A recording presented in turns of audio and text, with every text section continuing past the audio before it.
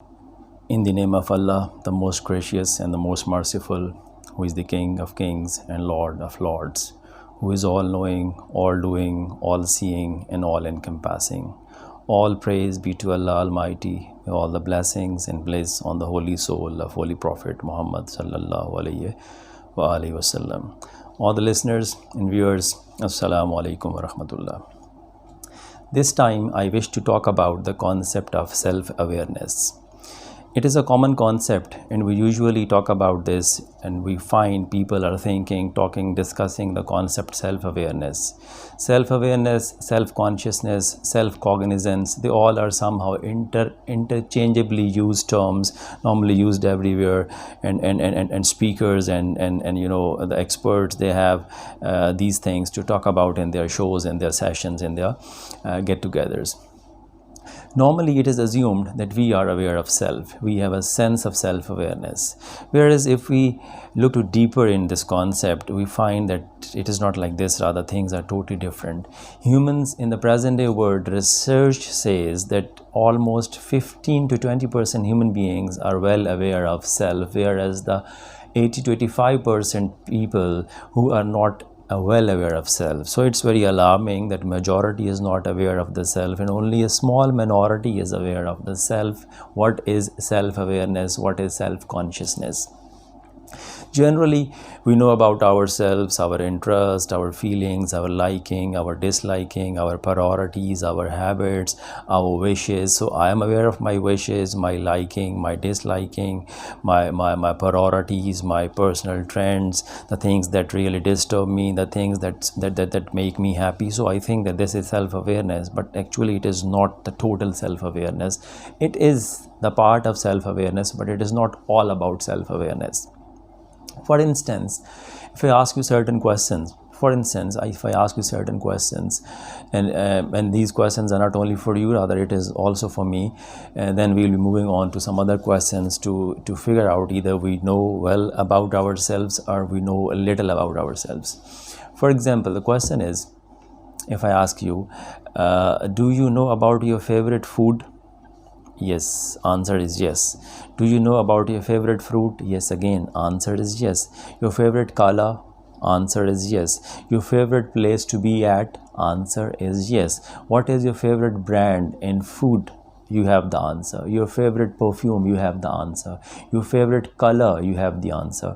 Your favorite brand in the dress? You have the answer. Your favorite color in the dress? Again, you have the answer. Likewise, if I ask you many more questions of similar nature, you have answer to these questions. But if I change the set of questions, like what are the 5 basic strengths in your life that always help and support you? Here, the answer is not readily available. If I ask, what are the 5 basic weaknesses of your life that always hinder your development and growth? Again, I need to think to answer these questions.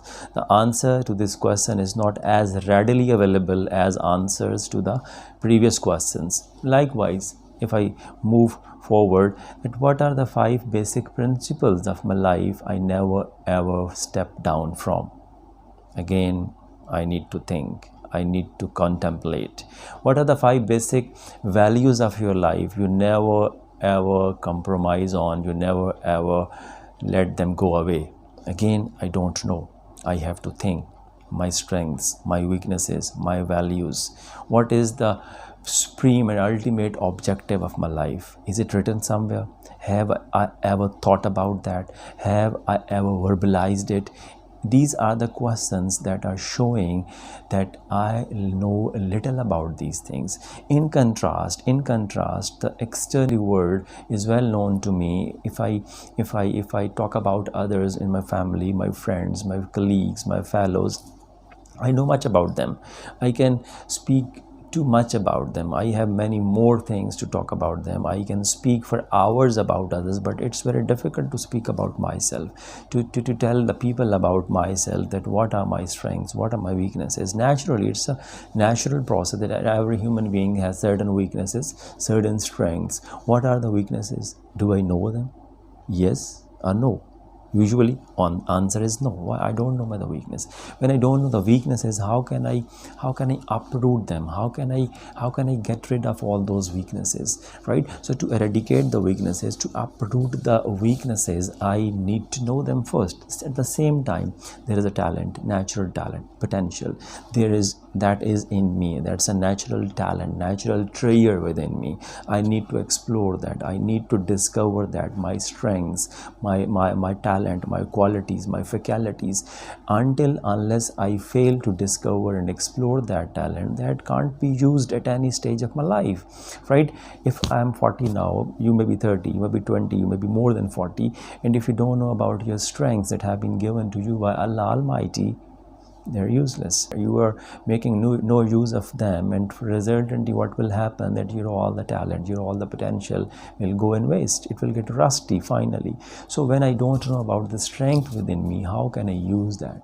When I don't know the weakness in me, how can I uproot that? To uproot the weaknesses, to eradicate the weaknesses, first I need to know them. First I need to identify them. At the same time, to use the talent and strength within me, first I need to explore that. First I need to identify that. Once it is identified, once it is known that yes, I have that much potential, it could be brought in the use. I can use it. I can put into certain practice, and by using my potential, I can eradicate the weaknesses. I can diminish these weaknesses from my life, right? That by using quality A, by using faculty A, I can remove the weakness number 3. By using the quality number 2, I can remove the weakness number 1. So this is how I can set some match. So the point is this: I need to think about myself. I need to start thinking about myself. So there should be a process of introspection where I am looking into myself. I am thinking about myself only. So stop thinking about others, stop talking about others, rather start thinking about yourself and start talking about yourself. The moment you start thinking about yourself, you start discovering yourself. So this discovery process will help you in bringing a reformation, in bringing betterment in you. So from self-discovery to self-betterment, to self-empowerment, to self-reformation. This is how a new process, a new life starts. Fine. So self-awareness helps you in building confidence, in being a person with strong character, with strong personality, with having a strong sense of self-esteem, self-image, right? So as long as you are not aware of self, you don't have any self-concept, you don't have any good self-image, you fail to build a good level of self-esteem, fine, even the self-confidence, self-control, all these things are directly linked with the concept of self-awareness, self-cognizance. So it is very important for all of us that we should know ourselves.